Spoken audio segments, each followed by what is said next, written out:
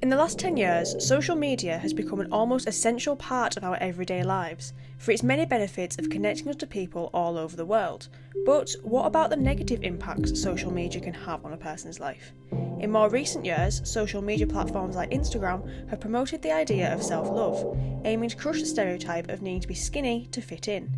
Despite these efforts though, campaigners are saying Instagram still remains the biggest social media platform to contribute to eating disorders like orthorexia.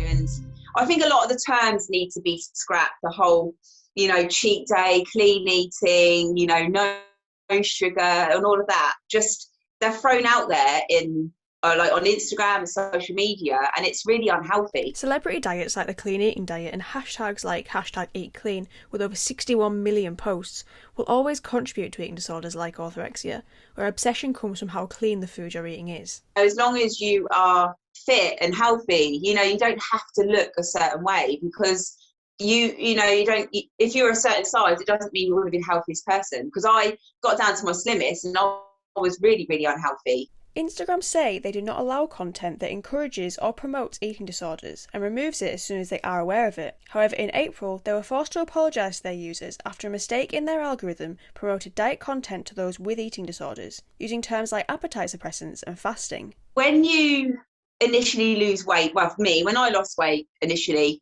everyone says to you, well done, you get loads of praise, and then when you maintain your weight, all you want to do is, for me, I just wanted to get smaller. I wanted to get fitter.